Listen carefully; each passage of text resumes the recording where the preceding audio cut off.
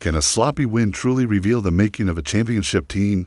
This is the question every Denver Broncos fan should be asking after their 10-7 victory over the Las Vegas Raiders. On Thursday Night Football, it was not a pretty game, not by any stretch of the imagination. The offense sputtered, the play calling at times was baffling, and the flow of the game felt like a grind from start to finish. Yet somehow within that mess of misfires, penalties, and punts, there was a powerful truth hiding in plain sight. This Denver Broncos team is learning how to win the hard way, and that is exactly what championship teams do. Thursday Night Football has become infamous for producing ugly, low-scoring, and disjointed contests. The quick turnaround, the travel fatigue, and the physical toll on players often create a chaotic product, and the Broncos are no strangers to that struggle.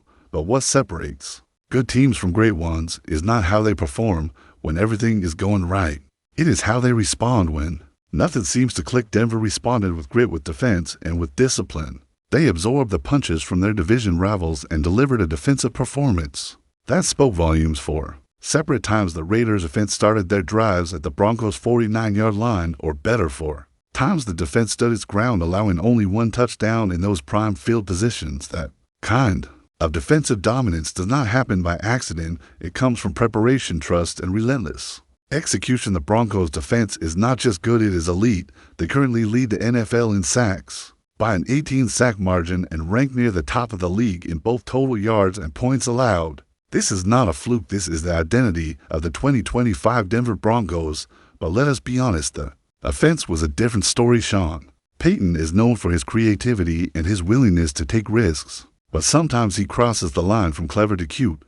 And when you are facing a division rival on a short week, that can backfire. Several drives ended prematurely because of questionable play calls and inconsistent execution. Bo Nix looked uncomfortable at times, missing open receivers and struggling to find rhythm in a game that demanded quick decision-making. Yet it is important to remember that this is a young and evolving offense. These growing pains are part of the process, and while it was not their night, they have already shown flashes of brilliance earlier in the season, putting up 77 points in just 5 quarters over recent weeks. The potential is there, it just needs consistency. The most encouraging development came from the defensive side regarding tight end coverage and area.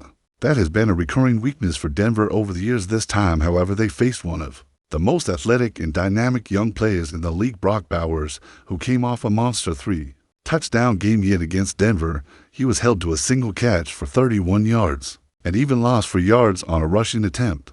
That is not just good defense. That is a statement performance. It showed that defensive coordinator Vance Joseph and his unit have made real progress in addressing their vulnerabilities. Players like Barron stepping up in sub-packages to shadow tight ends have transformed what was once a liability into a strength. And then there is Sean Payton, a coach whose mind for offense is both a gift and a curse. Payton has the rare ability to design plays that catch defenses off guard, but sometimes that creativity turns self-destructive. A perfect example came on a crucial 3rd and 1, when instead of sticking with the ground game that had been working, Denver opted for a backward pass to Cortland Sutton that was quickly blown up for a loss. It was the kind of call that leaves fans tearing their hair out and questioning the sanity of the sidelines. Still, despite the frustration, Payton has guided this team to an 8-and-2 record and has built a locker room that believes in itself and knows how to finish games. That counts for something, especially in a league where parity reigns. The truth is, this game was not about style points.